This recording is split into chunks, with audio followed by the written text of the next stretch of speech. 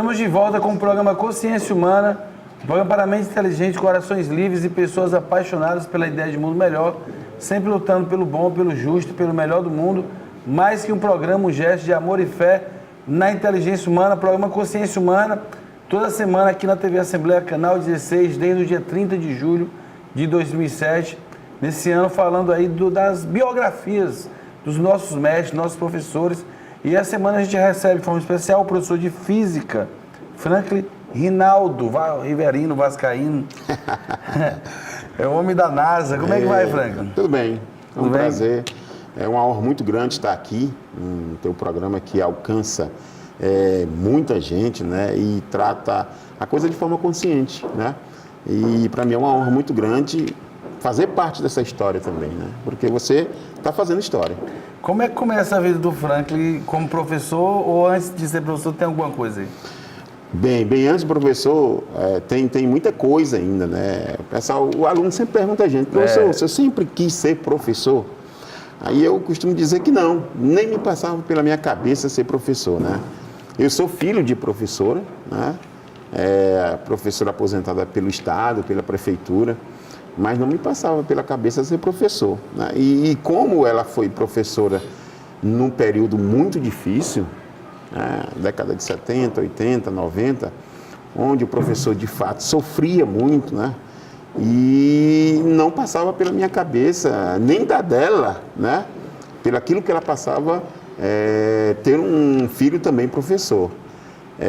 Mas a coisa surgiu como oportunidade e eu não me vejo de outra forma, não me vejo fazendo uma outra profissão que não seja a administrar aula, de transmitir conhecimento, a de transmitir oportunidades, né? Porque a gente abre oportunidades para as pessoas. Então tudo começou quando, antes de ser professor, eu já trabalhava, né? Trabalhei no supermercado, trabalhei no comércio, né? Trabalhei cerca de 3 a 4 anos no comércio. Mas aí, uma certa vez, chegou assim na minha mente, rapaz, não é essa a vida que eu quero. Eu vou ter que estudar e seguir uma outra carreira. Quando trabalha no comércio, tem quantos anos? Bom, eu comecei a trabalhar... Período da vida? Eu trabalhei antes, eu trabalhei de forma informal, né? Na adolescência, 16, 17 anos. Mas aí, quando chegou aos 18 anos, tem que trabalhar. Era necessário esse trabalho? Era necessário. Tinha que trabalhar bastante? Tinha que trabalhar, não tinha como. Não tinha como, né? E aí eu fui trabalhar no supermercado, passei 2 anos no supermercado. Como o meu primeiro emprego foi embalador de mercadoria, né? Hoje, praticamente, a gente não vê mais essa função no supermercado. É o próprio comprador que embala. O próprio comprador, mas na minha época tinha, né? Você continua embalador, eu também, só que agora é pagando e fazendo embalador. Verdade. Você embala seu próprio produto. O próprio produto. E naquela época eu era embalador. E passei um bom tempo ali, fui desempenhar uma nova função dentro do supermercado.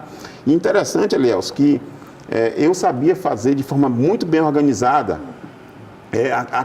Quando chegava o período de Natal, Ano Novo, que o supermercado organiza a mercadoria, fazem aqueles enfeites de Natal, e eu fazia muito bem aquilo ali. E aí me destaquei. Aí o gerente, rapaz, você vai ficar aqui e tal. Mas o mais importante não tinha, qual era? O dinheiro. Bom, professor, nem passava pela cabeça ser professor, trabalhava no comércio, supermercado, empacotador. E como é que nasce a ideia de ser professor? Bom, a ideia nasce desde o momento que eu levanto pela manhã e disse, rapaz, eu vou estudar, porque aqui não dá para mim não. Aí cheguei para o gerente do supermercado, pedi para ele me liberar para estudar. Aí eu fui estudar no colégio, e aí o professor Carlos Luiz, de Física, disse assim, olha, quem passar no vestibular para Física, Química e Matemática, a escola vai receber como monitor, tirar dúvida dos alunos. E ali, aquilo como tem aquela história, rapaz, é uma oportunidade. Até então, Elielso, eu queria ser engenheiro. O objetivo de fazer o curso lá era ser engenheiro. Que é normal para quem gosta de matemática e física, né? É normal, né? Mas aí aquela oportunidade, eu já tinha feito o vestibular o ano anterior, mas não tinha conseguido. Não tinha sido aprovado. E naquela época só tinha Universidade Federal. Era uma oportunidade única. E aí, quando aquilo me soou na cabeça e eu fiquei guardado com aquilo ali, e eu disse, rapaz, pode ser uma chance para mim. Mas era uma chance não para ser professor, mas uma oportunidade de emprego logo após ser aprovado no vestibular. Tirar a dúvida de aluno. Mesmo passando para a profissão de professor, ela ainda era uma dúvida na sua cabeça? Ainda era uma dúvida, não era uma certeza. Porque eu queria era ser engenheiro. Né? É pela força da sociedade que você quer ser engenheiro? Era.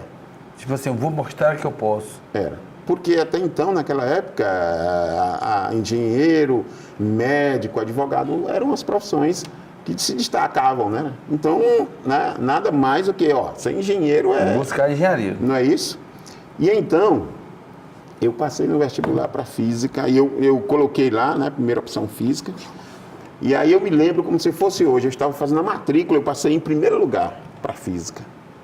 Foi um feito muito, né? Eu estudei em escola pública. Naquele tempo fazia a matrícula antes, né? Fazia a matrícula antes, então eu passei em primeiro lugar. Mas aí aquela ideia de ser monitor da escola, eu tinha esquecido momentaneamente. A euforia de ter sido aprovado, aquela coisa toda. E eu me lembro que eu estava fazendo a matrícula na Universidade Federal e o professor bateu nas minhas costas. Franklin, rapaz, disse, ô professor, como é que vai? Disse, rapaz, o dono da escola quer falar contigo. Vai lá que ele está te esperando. Quem era, Franklin? Professor Carlos Luiz. Carlos Luiz. Carlos Luiz, professor de física, né? Qual era a escola? Era o Corujão. Corujão, na Avenida Maranhão. Corujão ali. Foi grande. Pois é. E aí eu cheguei lá para falar com o Bartolomeu, que era o dono da escola. Mas não é o Bartolomeu repórter da TV Mulher, não. Não, é não. Graças a Deus. Não. E aí eu cheguei lá, naquela época era jornal, né? O nome dos aprovados era no jornal. No jornal e na rádio. No jornal, na rádio, né? Era bom. Ou era emoção. Escutava na rádio e ficava emocionado. Isso. E guardava o jornal do dia. Deixa eu lhe confessar, eu saí na rua gritando, quando saiu o meu nome lá na rádio, aprovados para a licenciatura plena em física, é o primeiro nome. Eu gritei, a mamãe lá na cozinha, né?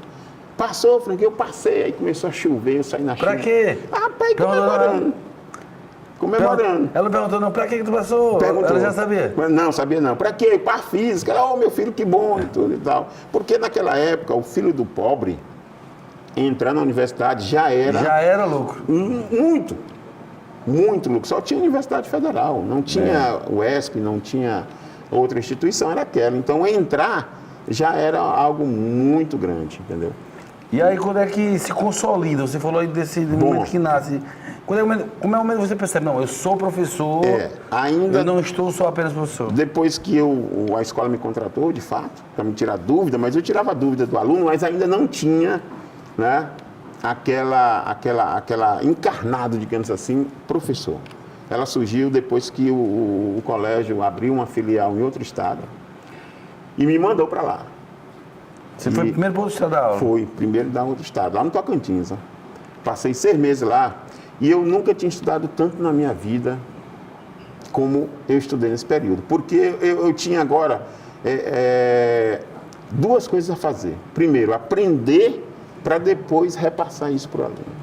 Aí eu senti a necessidade de ser, de fato, didático, de repassar a coisa com facilidade e de fazer com que o aluno aprendesse.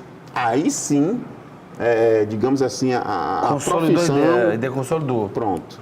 Em que momento? Você teve algum momento que teve uma dúvida? Não sei se eu quero ser professor, dar aula de física? Não, depois dessa experiência aí, digamos assim, que a coisa, não, aqui eu estou... Porque eu relativamente eu fui muito bem, né? Por uma primeira profissão, recém-entrado na universidade.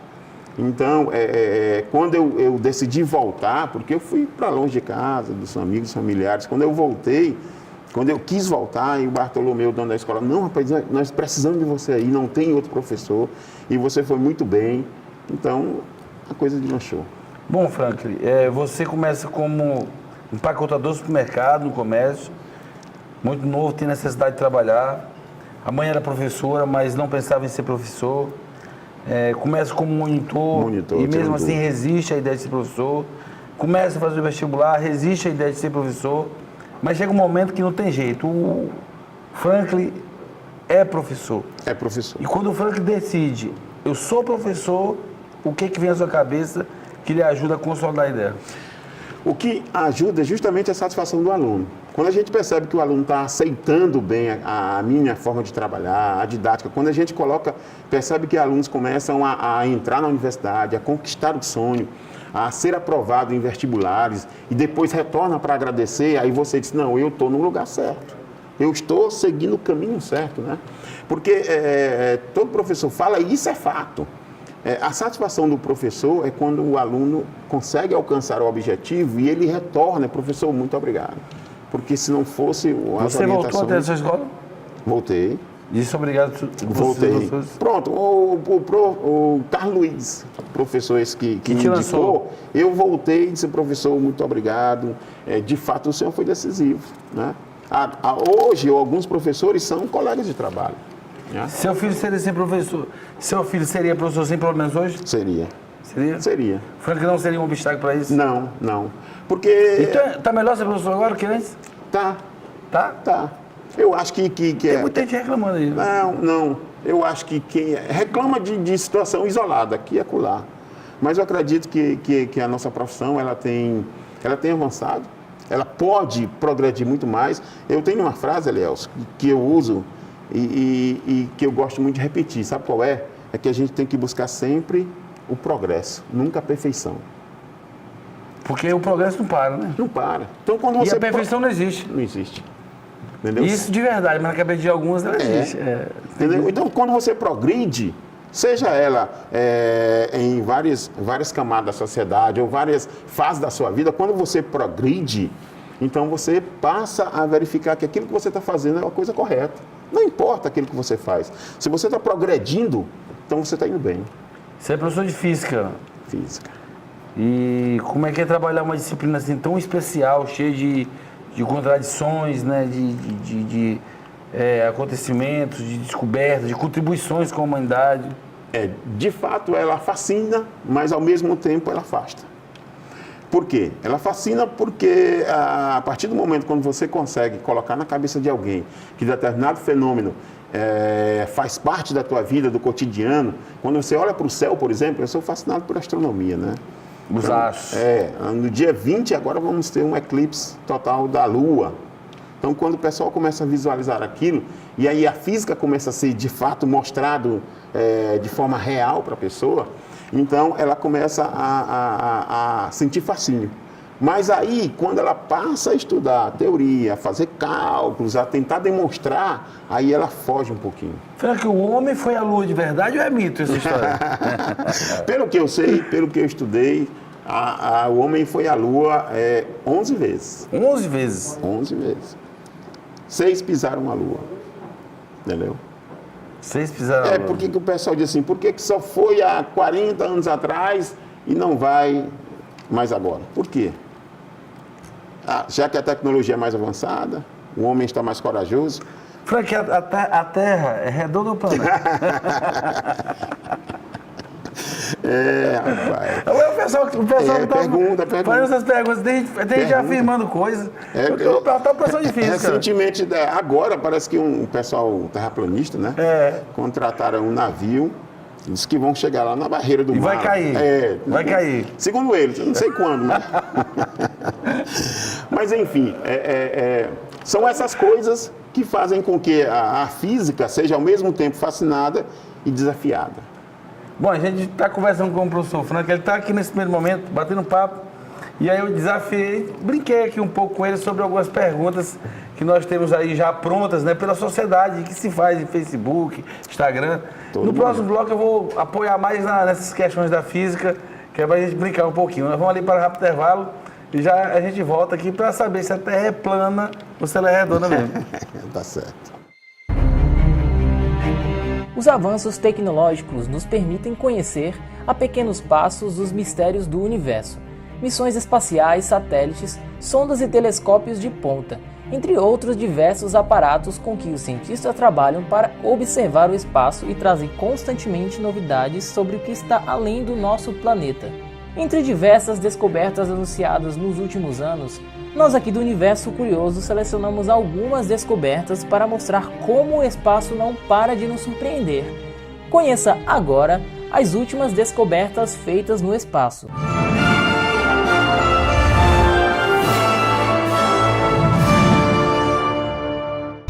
Nêmesis. A olho nu não se percebe, mas estima-se que 1 em cada 3 estrelas da Via Láctea tenha uma companheira. Se o número estiver correto, nosso Sol faria parte de uma minoria das estrelas. No entanto, algumas teorias afirmam o contrário, e uma pequena estrela irmã também estaria orbitando o Sol. Em 1980, astrofísicos estadunidenses levantaram pela primeira vez a hipótese de que o Sol também teria uma companheira, o que tornaria o Sistema Solar um sistema duplo de estrelas, a exemplo da Alfa Centauro. Essa hipotética companheira foi batizada de Nêmesis, segundo Sol. Segundo a hipótese, Nêmesis seria uma estrela pequena e escura do tipo anã marrom, com uma órbita milhares de vezes mais distante que Plutão e que levaria pelo menos 26 milhões de anos para completar uma revolução ao redor do Sol. De acordo com alguns estudos, essa longa periodicidade faria a estrela atravessar eventualmente a nuvem de Oort, arremessando-a para todos os lados milhões de asteroides ou cometas que poderiam se chocar contra a Terra. Na visão de alguns pesquisadores, mais ou menos a cada 30 milhões de anos ocorrem gigantescos eventos de extinção em massa, associados ao surgimento de uma grande cratera de impacto como originada há 65 milhões de anos com a queda de um cometa seguida da possível extinção dos dinossauros.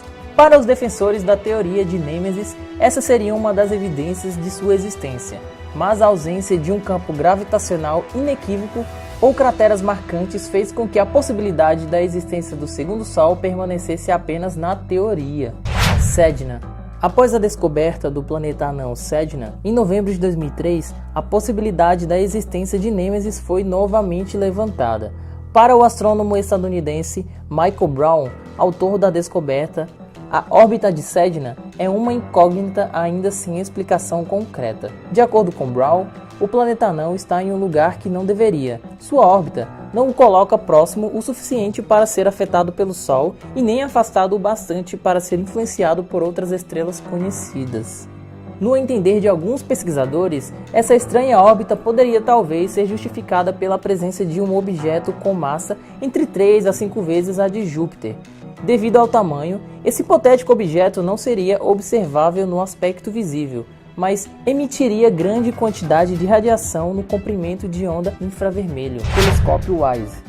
Lançado em dezembro de 2009 com o objetivo de mapear o céu no espectro infravermelho, o telescópio espacial WISE talvez seja a esperança para encontrar Nêmesis. O telescópio já fez inúmeras descobertas importantes e detectou dezenas de novos cometas, mas a gigantesca quantidade de dados gerados ainda está sendo garimpado e a descoberta ou não da possível companheira do nosso Sol ainda poderá levar anos. Ondas gravitacionais. Em 16 de outubro, cientistas anunciaram uma observação inédita: a detecção de ondas gravitacionais, ondulação no espaço-tempo previstas por Einstein há mais de um século, lançadas no espaço pela colisão de duas estrelas de nêutron. O acidente estelar, que ocorreu há 130 milhões de anos na constelação de Hidra, marca a primeira vez que os astrônomos combinaram ondas gravitacionais com uma fonte visível, inaugurando uma nova era da astronomia. Foram semanas importantes para as ondas gravitacionais. Recentemente, astrônomos revelaram a quarta detecção gerada por um conjunto de buracos negros em colisão, ou Oumuamua. Em outubro do ano passado, astrônomos do Pan-STARRS, projeto da Universidade do Havaí com o objetivo de mapear o céu em busca de objetos que possam entrar em colisão com a Terra, avistaram um objeto estranho, com 800 metros de comprimento, largura 10 vezes menor e superfície avermelhada. Ela girava rapidamente, tinha uma trajetória caótica e um brilho que mudava de forma abrupta. Os cientistas deram o nome a ele de Oumuamua, que em havaiano quer dizer mensageiro de muito longe que chega primeiro. As discussões sobre ele ficaram principalmente restritas ao universo científico até o dia 6 do mês passado, quando pesquisadores da Universidade de Harvard publicaram um estudo com uma tese de que Oumuamua seria uma sonda espacial enviada por uma civilização de outra galáxia. Isso mesmo, eles disseram que o objeto teria sido enviado por alienígenas. Dá para acreditar? E com certeza, o mundo entrou em um parafuso e de repente todo mundo queria saber mais do tal Oumuamua. Só no Brasil, as buscas do Google aumentaram mais de 1.550% em apenas 24 horas e foi um dos 5 termos mais buscados no período. Mas o que é o Oumuamua? O Oumuamua não é um cometa, mas se comporta como um.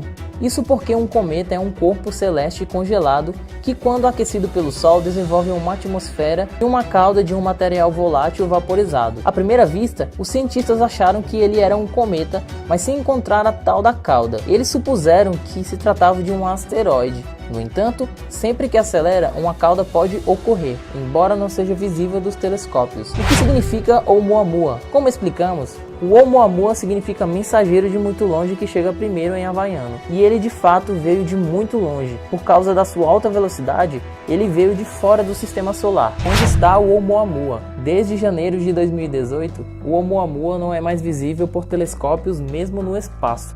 Mas afinal, é alienígena ou não? No estudo publicado na revista Astrophysical Journal Letters, os astrônomos Shmuel Bailey e Abraham Loeb escreveram que, considerando uma inteligência artificial, uma possibilidade é a de que o Oumuamua seja um veleiro flutuando no espaço interestelar como um resíduo de um equipamento tecnológico avançado. Para eles, a explicação para o excesso de aceleração do Oumuamua seria a de que ele é empurrado pela radiação solar, comparando às velas solares criadas por nossa própria civilização, como o Icarus, primeira sonda interplanetária impulsionada por uma vela solar lançada pelo Japão em 2010 com destino a Vênus. A comunidade científica, porém, não está com os pesquisadores. Entre as críticas está de que se o objeto fosse de fato uma vela solar, seria mais fino do que de fato é, e se fosse uma nave em funcionamento, teria trajetória mais suave. A dúvida fica no ar, já que sem mais dados sobre o Oumuamua, fica mais difícil afirmar com certeza o que ele é e quais eram as suas intenções.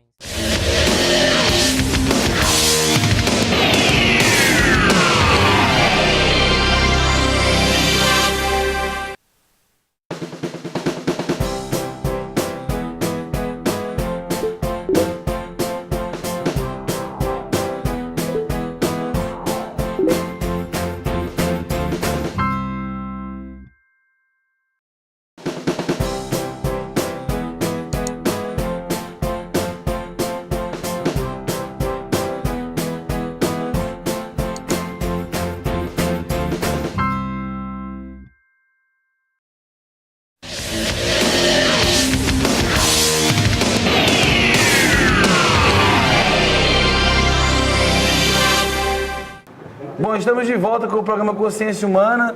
No primeiro bloco, o Frank falou um pouquinho da sua vida, né?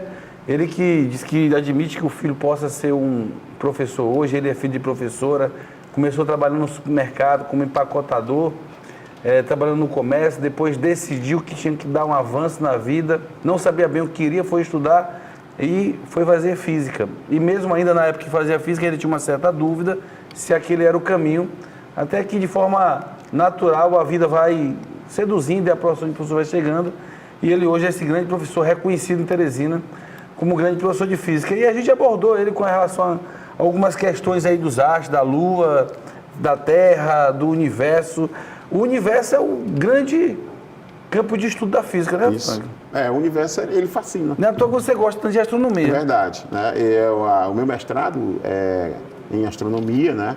Então, é uma área que fascina não só para quem estuda, mas para quem é leigo.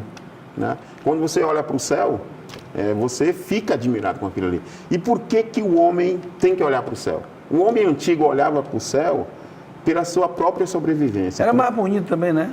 Assim, porque como não tem a luz, como não tem a luz artificial, né? A luz artificial, você... É isso. Então, o céu brilha mais. Quando ele olhava para o céu, ele sabia quando é que ia chover, quando não ia chover. Ele sabia como ir para o norte. Ele fazia um planejamento de vida, claro, só olhando para o céu. Era sobrevivência conhecer o céu. Depois que os instrumentos de navegação foram inventados, a bússola, aí o céu passou a ser algo secundário. Mas agora não, o homem está voltando a conhecer o céu. Por quê? Porque o céu ainda traz muita informação sobre a nossa existência, como nós chegamos aqui, como estamos aqui e para onde nós vamos. O que é o céu? O céu é o quê? É que tem uma massa azul ali, o que é? Essa pergunta, o que é que tem além da atmosfera, né?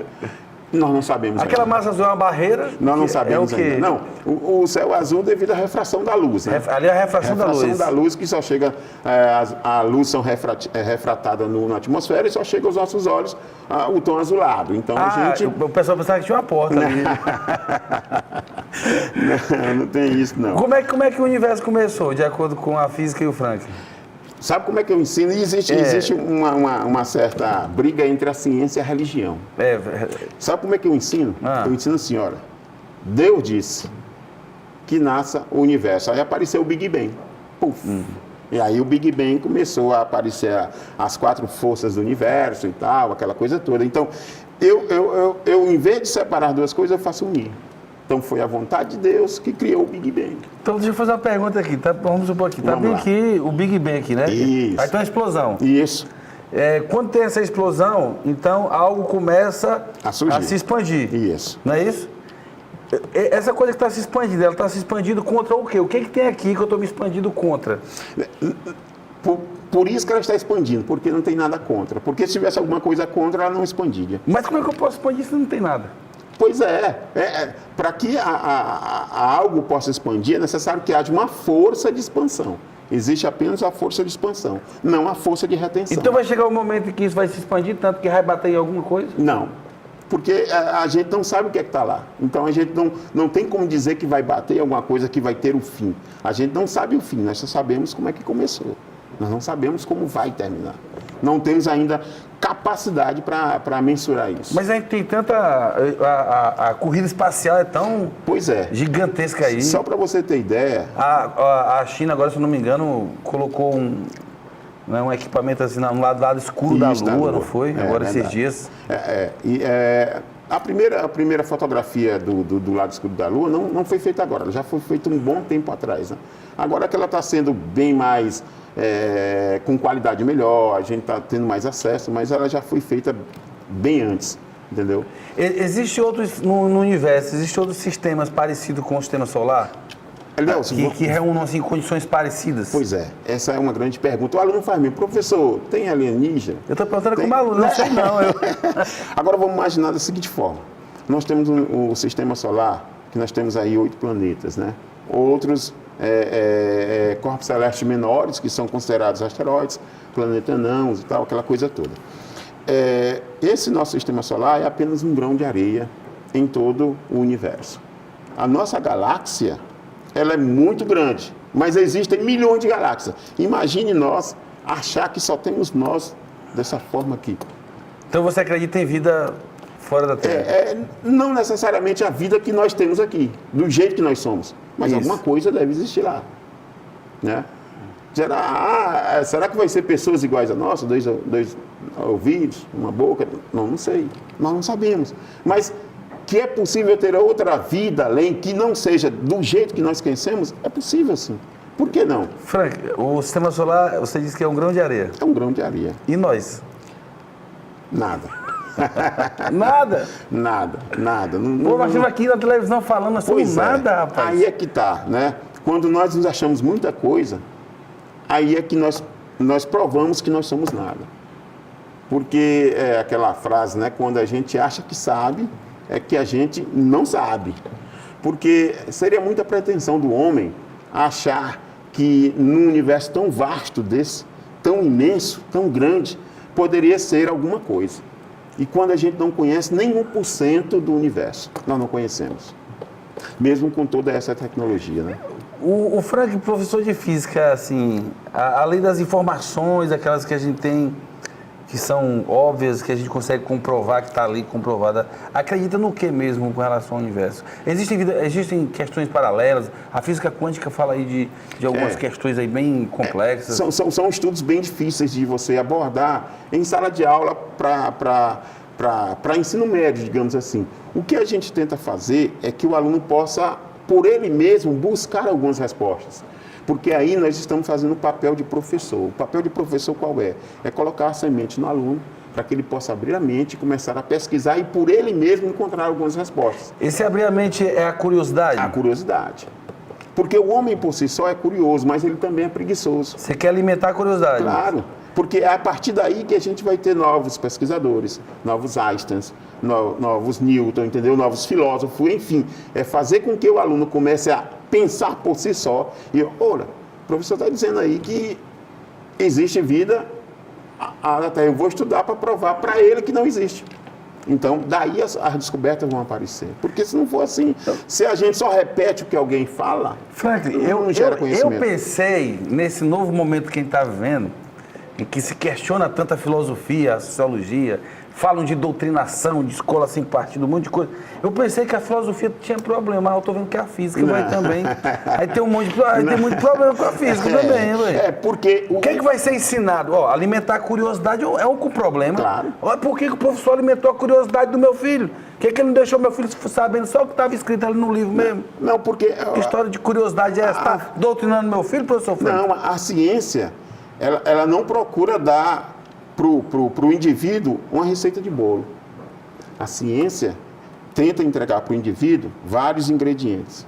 E a partir desses ingredientes é que ele vai começar a montar a receita.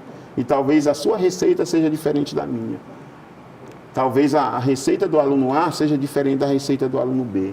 E é isso que a ciência procura, é despertar no aluno o desejo de continuar a curiosidade. Porque reza a lenda que Isaac Newton estava debaixo de uma árvore, né? Essa história é uma lenda. E que caiu uma maçã e ele pensou, por que a maçã caiu? E dali foi formulada a teoria da gravitação universal.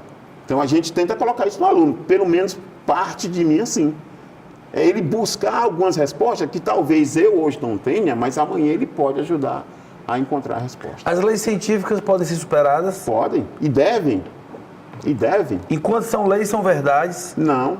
Na ciência, nem tudo pode ser verdade. Nem tudo.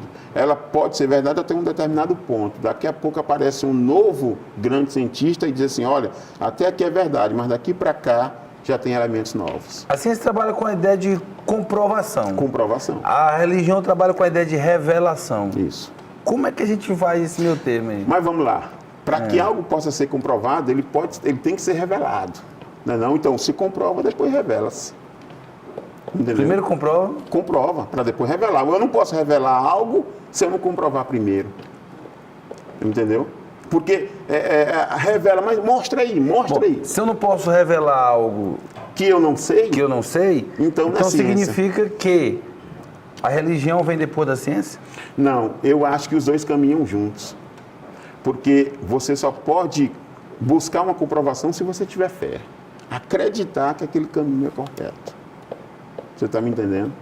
Estou aprendendo com você, estou aprendendo. Então, se eu sou um cientista e não acredito naquilo que eu prego, se eu não tenho fé naquilo que eu prego, o que está valendo, então, todo esse meu estudo? Só brincar com você, o cientista prega ou ele demonstra? Ele faz as duas coisas. Porque ele procura a comprovação, ele prega que aquilo ali existe e depois ele prova, entendeu, aquilo que ele acreditava. Então o pessoal costuma dizer que cientista é ateu, e não é verdade. Não é verdade. Você é ateu, professor? Não, de forma nenhuma. Se nós estamos aqui, é porque existe algo lá em cima que está permitindo isso. Até porque o homem, acredito eu, né, que o homem ele precisa acreditar em algo para poder caminhar. Se você não acredita em nada, como é que você caminha? O William Shakespeare, ele dizia, olha, quando você não sabe para onde ir, qualquer caminho serve. Então, se eu não sei para onde é que eu vou, então eu vou para qualquer caminho. Eu tenho que ter uma fé, um credo, para dizer esse caminho aqui é o caminho correto. Então e aí eu vou à busca dessa comprovação. Para o professor Franklin, a ciência é um tipo de fé. Também. Porque eu tenho que acreditar naquilo que eu prego. E a religião é um tipo de ciência? Pode ser enquadrado. Por quê? Vamos lá. Lendo a Bíblia, né, Israel estava em guerra, e aí Israel só ganhava guerra durante o dia. Durante a noite, perdia. Qual foi a saída, né? Segundo a Bíblia, diz que Josué teve que ordenar o sol parar. Então ele levantou o braço, e ele tem um versículo da Bíblia que ele disse, que o sol se detenha no leste e que a lua se detenha no oeste. Então, naquele período, o sol parou. Aí alguém disse assim, professor, mas você diz na sala de aula que quem gira é a terra e não o sol. Então é uma contradição da Bíblia, não? Porque se Josué mandou o sol parar, então é a prova de que quem gira é o sol e não a terra. E agora? É uma contradição entre a ciência e a religião? Não, de forma nenhuma. Sabe por quê? Porque o movimento, ele é relativo. O movimento, ele é relativo. Para aqueles que estão na terra, quem gira é o sol. Porque nós vemos o sol parar de um lado, passar de um lado para o outro. Não é verdade? É. Então, se a gente olha para o céu e vê o sol passar, como é que eu poderia dizer para a terra parar? Seria loucura. Não seria loucura? Então, como o movimento é relativo, ele só teve a percepção que o sol passava de um lado para o outro. E como o movimento é relativo, isso prova que o sol parou e a terra também. E eu acredito nisso, que de fato ocorreu isso. Se tudo é relativo, tudo depende do ponto de vista, do referencial. Tudo depende do referencial. Tudo depende do referencial. Tudo depende do referencial.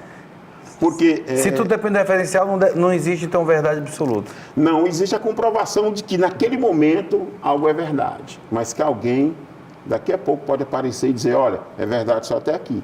Daqui em diante não é mais. Então naquele tempo não era, porque ninguém sabia que ela era mentira. Claro. Tô brincando, mas... Rapaz, esse negócio de assistir de aula de física deve ser meio complicado, sabe? É verdade. Porque não. na sala de aula ia dar uma confusão grande, velho. E quando a gente fala de gravitação universal, que tem todo um contexto religioso por trás, né? Porque existia aquela briga entre a igreja e os cientistas, né? O Galileu, ele sofreu com isso, né? Ele foi preso porque ele pregava justamente esse movimento. Jordano Bruno morreu queimado. Claro, né?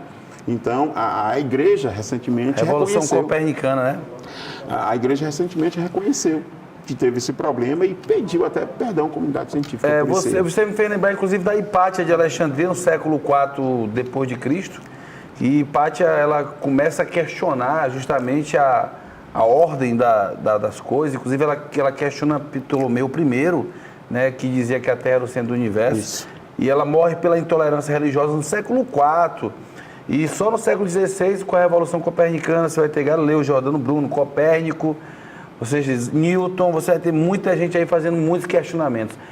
Nós estamos conversando com o professor Frank, que é professor de física. Nesse segundo bloco a gente fez aqui algumas brincadeiras sérias acerca dos assuntos que ele tem que trabalhar na sala de aula, para a gente ver o tanto que não é fácil, né, você trabalhar a teoria da física. A física não é só conta, não.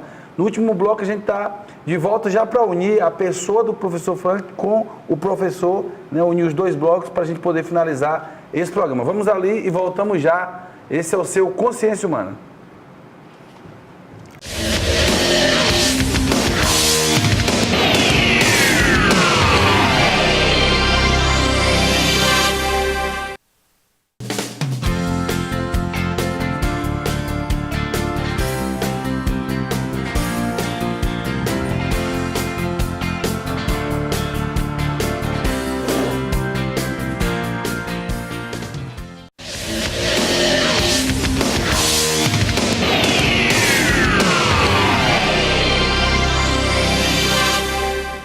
Estamos de volta, terceiro bloco do programa Consciência Humana, que vai conversando com o professor Franklin Rinaldo, e professor de física. Ele vai falando da função da docência. No primeiro bloco a gente explorou mais um pouquinho ali como ele começou a vida acadêmica dele, a vida de professor, como é que a profissão foi se consolidando na vida do professor Franklin.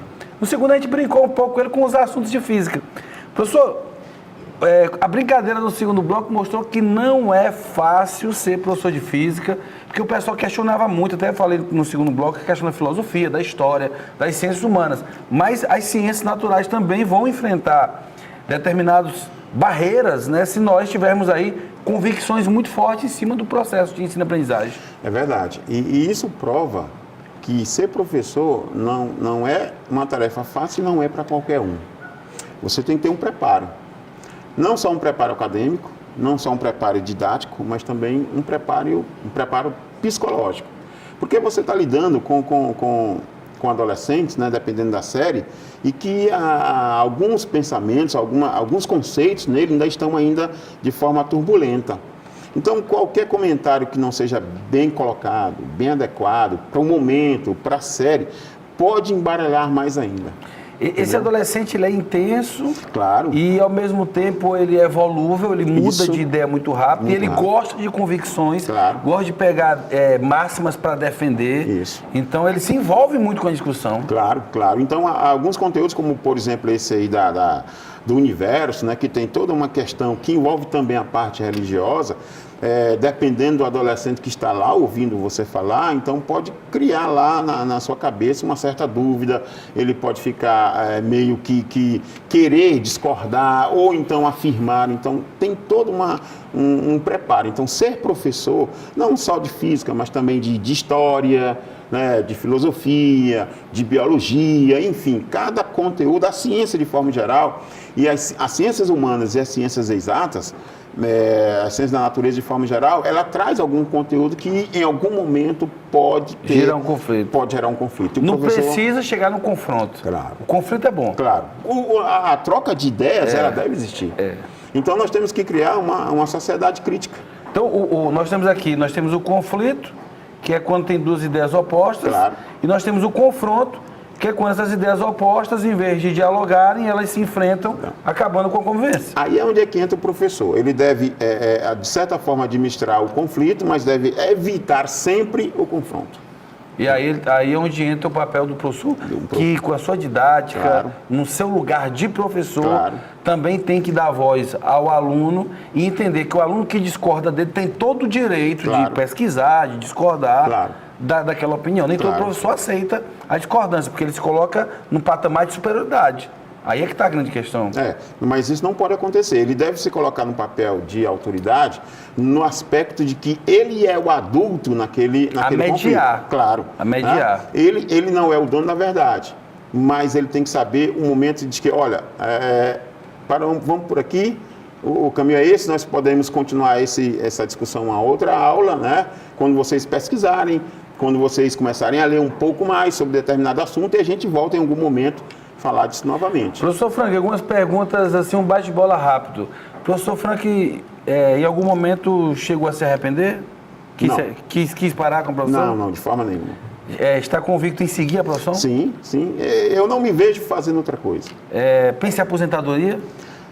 Bom, todo mundo pensa, né? Mas a gente só pensa na aposentadoria Eu falo assim, quando a gente... parar. Não é nem na questão de... Não, digamos assim, depois que você chega numa certa idade, que daí teu corpo não vai mais aguentar aquela rotina, mas continuar a transmitir conhecimento, não, a gente nunca pensa. Isso pensa em fazer... Não, a gente vai, mesmo de forma menos intensa, mas a gente continua. A vida do professor é muito dinâmica, exige muito do deslocamento, da ausência dele da casa dele.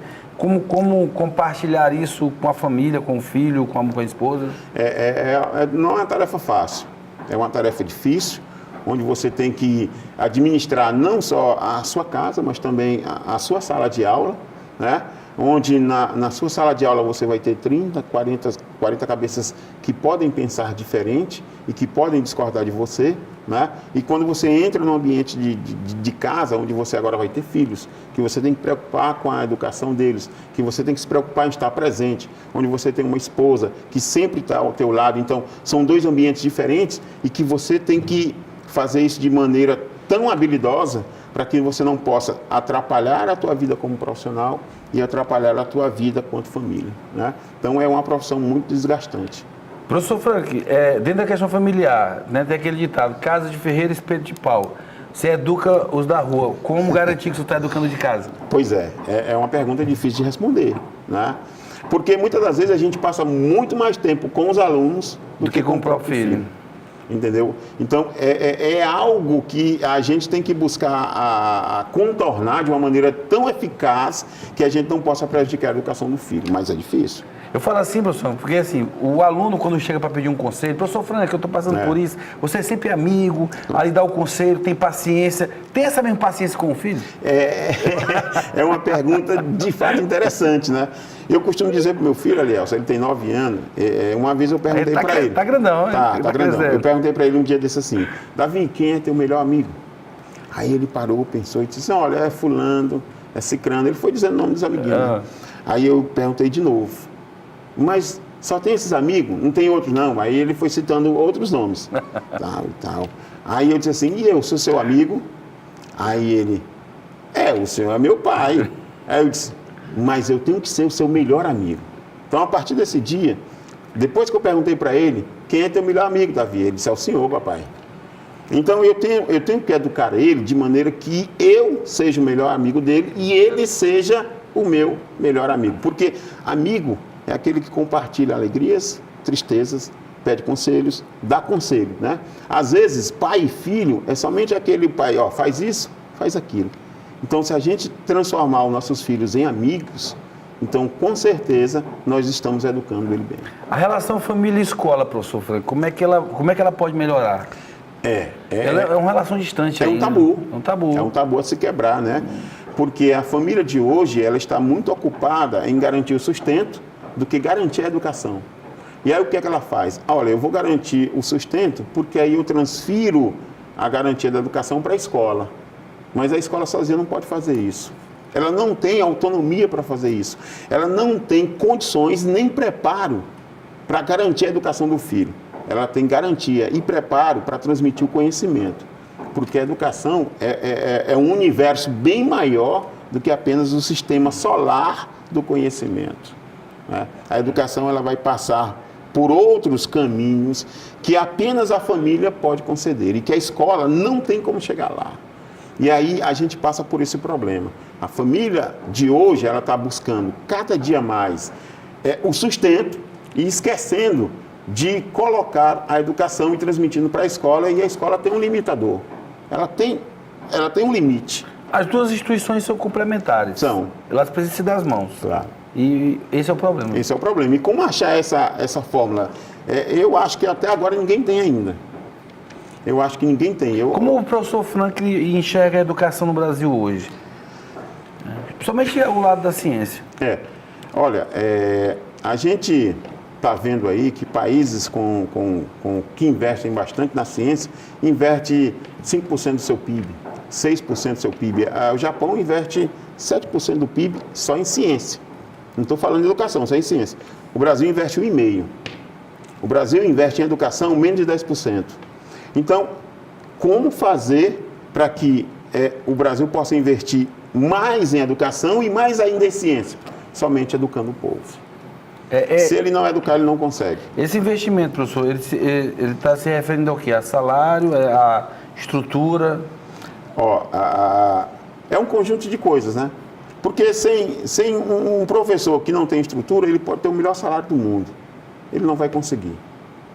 Um ou outro pode se sobressair.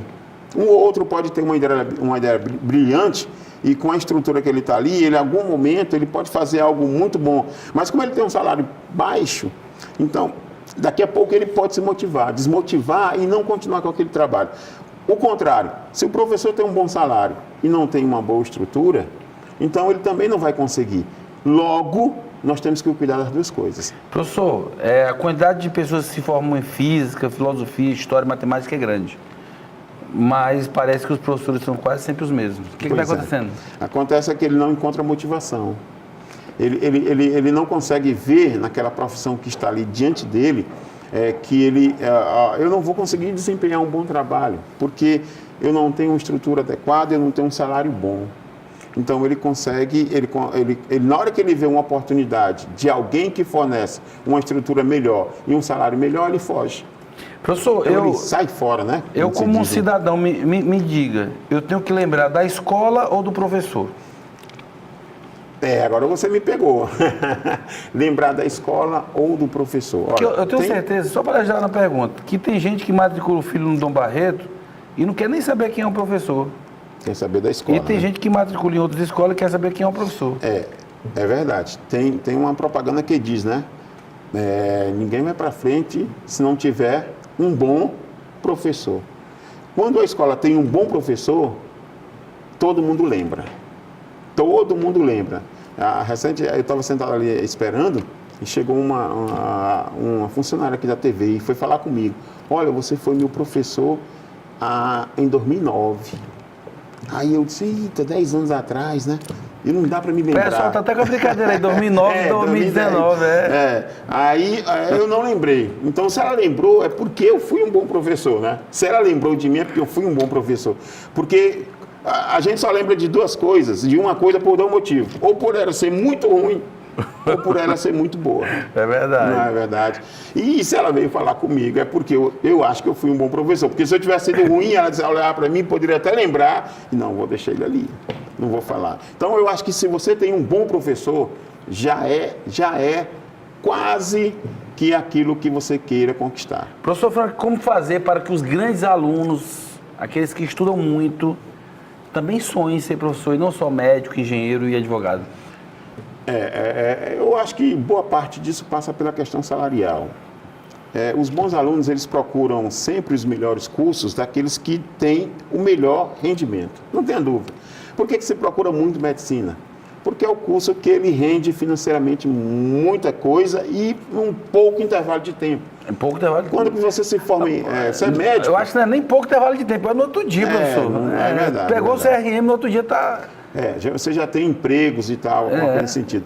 E então, quando o aluno está ali, ele pode até adorar a docência, a sala de aula, mas quando ele percebe que aquilo ali não vai te dar rendimentos, então ele diz, olha, eu posso até ser professor, mas eu vou ser professor como médico, eu vou ser professor como advogado, eu vou ser professor como engenheiro, entendeu? Então, eu acho que a questão salarial é algo que pesa muito. Bom, professor Frank, eu quero aproveitar esses últimos minutos para você se dirigir aos nossos telespectadores e deixar uma mensagem como professor, como pai, né, na missão como educador, ou seja, em agradecer sua profissão, falar de nomes que nós não citamos aqui, que você acha que foram importantes nesse seu processo. Fica à vontade. Primeiramente, eu queria agradecer a você, né, por essa oportunidade de a gente estar aqui nesse bate-papo, nessa conversa que a gente tem sobre a nossa profissão, a minha profissão, sobre a educação, que ela é muito importante, né? É claro que as pessoas que estão ao nosso redor, que contribuíram muito para que eu estivesse aqui, né? Passa pela minha esposa, Keline, que todo dia está lá, está nos ajudando, está nos auxiliando, a gente tem uma ideia, ela está com a gente. Então, ela é fundamental nesse processo que nós estamos aqui como professor, né? Eu comecei a ser professor com 2 anos, eu casei com ela, então praticamente no início da profissão também foi o início de uma nova vida. Então ela está sempre comigo aqui, então sem ela estava longe, não tinha nem o que eu já conquistei, aonde eu já fui, o que eu já fiz, o que eu já realizei, ela foi fundamental, né? A mãe, claro, a nossa mãe, que também hoje eu tenho como exemplo, porque ela foi professora e ela conseguiu, num período muito difícil, criar 7 filhos e colocar todos eles na universidade, né? Então isso é muito importante aos irmãos. E aí alguns colegas de trabalho, que também estão ali nos auxiliando, né? Os alunos que sempre também nos ajudam a progredir. Então, sem a educação, Elielson, a gente... ninguém vai à frente. Professor Frank hoje dá aula em que instituições? Particulares e privadas? E públicas, né? Aliás, privadas e públicas. Públicas eu trabalho como sou professor do estado do Piauí, né? Há 10 anos, no estado do Maranhão também. Na rede privada a gente trabalha nas escolas dos cursinhos daqui, como o SEV, Equação Certa, o Colégio Diocesano, o Cidadão, a gente trabalha lá. E a gente acredita que o caminho para o homem... Tem um curso próprio lá no Roger, né? A gente desenvolve um curso com a tecnologia, com o método de mapas mentais, onde a gente formula conceitos e o aluno, através desse conceito, ele seguindo esse método, ele consegue ter um aprendizado, um rendimento bem melhor, né? A gente trabalha na segunda-feira lá no Roger, de 6h30 às 8h40, todas as segundas-feiras nós estamos lá. Então, aluno que quiser aprofundar os seus conhecimentos em física, nos procure lá. E é um curso voltado para o Enem, né? Os leigos podem fazer como eu? Sim, esse é que devem fazer mesmo, né? Esse é que devem fazer. Então, a gente procura o caminho da educação. Eu acho que não tem outro caminho, Elielson. Tem não. Não, alguém pode dizer, olha... Um dia vão acreditar nisso. Alguém pode dizer assim, é melhor a gente primeiro fazer isso, prender fulano, não sei o quê, mas se trabalhar com a educação, o resultado, ele vai demorar um pouquinho mais, porque a educação não é de um dia para o outro. Isso. Por isso que ainda não foi a grande bandeira. Verdade. Mas um dia, quem sabe, vão acreditar. A gente vai estar aqui para lembrar esse pessoal que o caminho é educação. Né? Dê condições e deixa que se resolve, com muita tranquilidade. Muito obrigado ao professor Franklin Rinaldo, a todos que acompanham o programa Consciência Humana. Um prazer enorme estar entrevistando professores, né, que vão falando da sua vida e a gente vai vivenciando cada vez mais.